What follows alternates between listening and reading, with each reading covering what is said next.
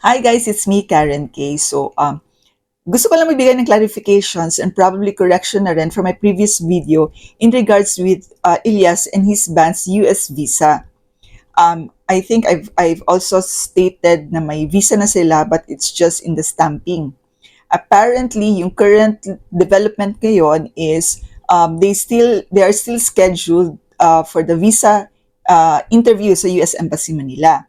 So, marami na ako confused. Isa na din ako doon sa na-confused. But then, so, nag-research ako ulit. So, sa mga nakaraang balita kasi, as per the producer, yung visa application ni na Ilyas is already approved.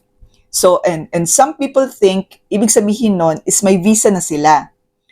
Pero hindi pala ganun ang process. When it comes to P1 visa, which is yun yung visa na ina-applyan nila Ilyas. So how it works, step 1, yung producer magpa-file ng petition form I-129 dun sa Amerika. Para sa banda at kay Ilyas. And then kapag approve yung petition nila sa US CIS, ibig sabihin nun, Ilyas and his band can apply for the P1 visa na. So step 2 naman nun is yun na nga, if yung approve na yung petition, they can now proceed sa embassy for the interview, sa US Embassy Manila for the interview.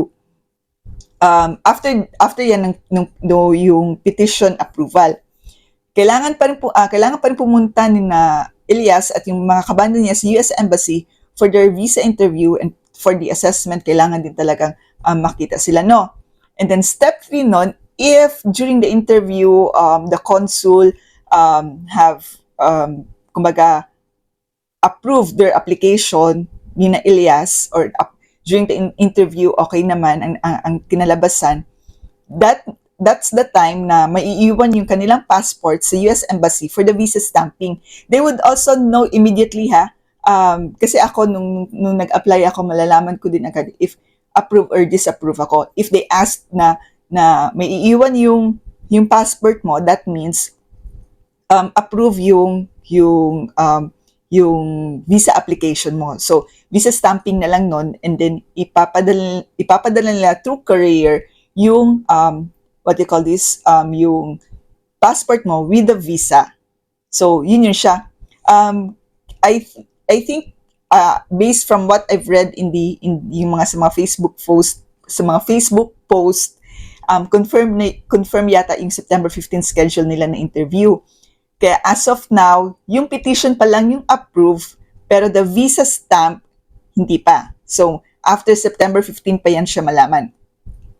Meanwhile, yung sa talent manager naman, based dun sa mga nabasa ko online yung petition, I think from the producer was disapproved. So, hindi siya pwedeng mag-apply hindi siya kasali dun sa interview, kumbaga for the September 15. Because yung petition ng producer, hindi siya approve nga. So, yun siya yung most likely pwede siya independent or mag-separate filing na lang for that one. So, yun siya. Kasi yung sa talent manager, probably one of the reason why hindi na-approve yung petition ng producer is that, di ba, may ongoing case sila, and then there's no more connection, kumbaga, no business relationship na sila. So, what for pa na makasama siya dun sa petition dahil dun sa mga events, hindi na kasi siya ang manager nung banda. So, yun yung basa ko lang sa situation. This is my personal opinion. So, correction lang po sa mga nabasa natin online and sa akin na din. Ilyas and his band most likely will get their visa once their interview is successful. Pero hindi pa nila hawak ang visa, ang passport nila na may visa stamp sa ngayon. Yung petition pa lang ng producer ang approve. So yun, I hope this clears the confusion. If you have any more questions about the visa process, drop them in the comments and I'll try to explain it in the simplest way. Don't forget to follow for more updates, and also like this video and share na rin para sa kaalaman ng iba. So yun siya, thank you, and always remember to be kind, be you always.